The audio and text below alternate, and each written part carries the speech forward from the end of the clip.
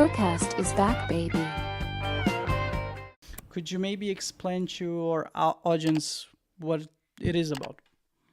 bETERNAL is a memory and data preservation platform that is set up for you to store and distribute all the media and data that you've acquired in your lifetime, considering everything we do these days is recorded digitally. And you save it regardless of whether you want to or not, so why not pass it down to the people that can use it the most, and that would be your future. All right. So the first impression that I get, so we're talking about personal data, like your hard drives or pictures. That's what we're talking about. Data as far as pictures, videos, movies, financial data. If you have something that you're working on that you want to make sure that's safe, and if something happens to you, it gets passed to somebody that could complete it. Important records like that you want somebody to have access to, because a lot of times you store things in storage files that nobody has access to. So when something's safe, that doesn't necessarily mean that it's safe. Got it. So um, what would be the so imagine I pass away. I hope this doesn't happen anytime soon, but I have a bank account. Is, for example, my bank account or the information to access my bank account would be something that will be included in a bETERNAL package. If you choose to leave it there and assign it to an individual. I see. Okay. Interesting. My question would be, as far as I understand, you can just do that with a will, right? If you write a will before passing, you can easily just write it. I want my son, for example, to have access to my bank, and then the bank will see that's official will and allow him to access the funds. So how different would be a will from bETERNAL?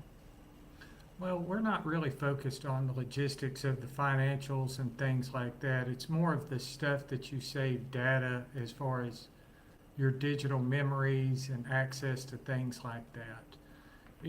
Realistically, you're going to want to keep most of your financial stuff in place with a financial advisor and estate planner for the legality aspect of it.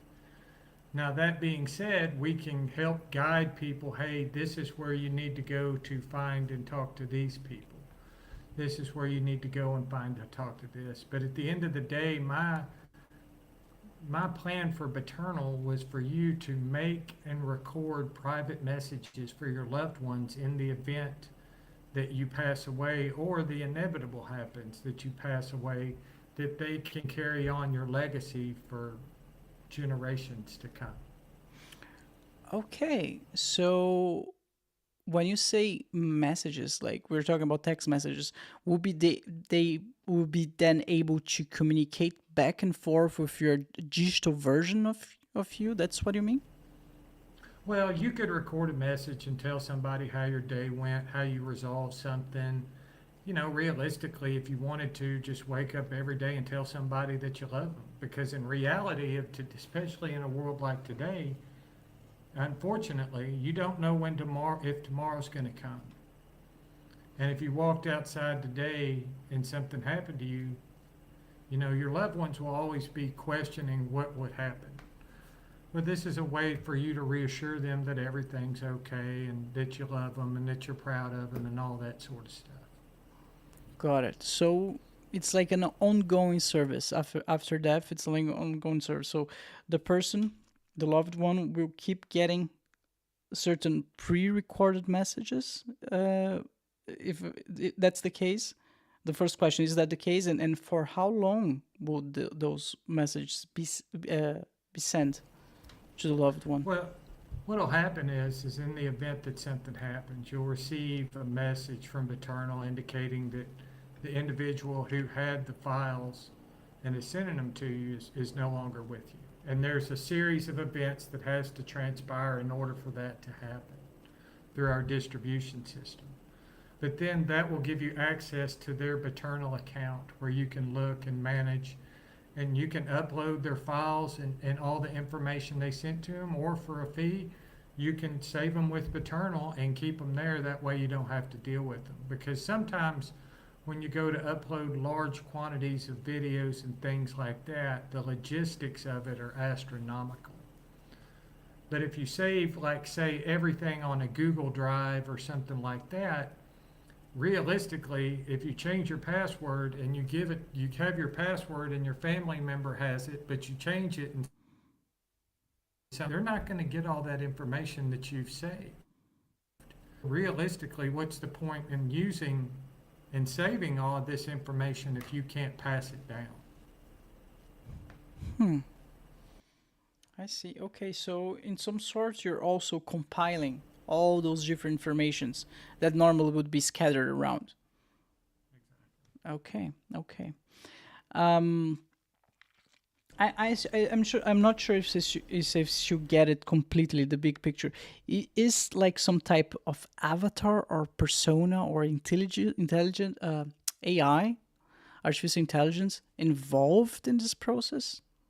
Not at this point. Not at No, that's something that I've talked to some other people about integrating AI into it at a later date. You know, when holographic technology gets to a point where it would be realistic and you could sit there and if you have enough information about somebody, enough knowledge, then realistically you could have a conversation with them.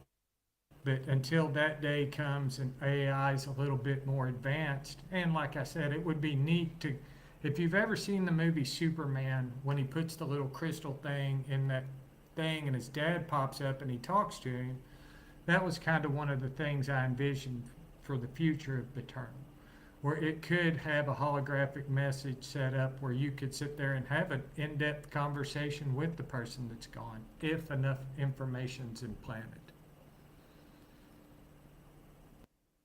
I see. Okay, so that's the like, let's say, the ultimate goal, to have this holographic avatar of the person who passed. Man, that's amazing. Have you watched this movie? How it's called again? With Johnny Depp. I think it's called Transcendence. Transcendence. I think I've seen it. Yeah, if I'm not mistaken, the whole plot of the movie is something along those lines. He likes trying to save or download or upload in that sense, like his brain, he all of him, into a machine.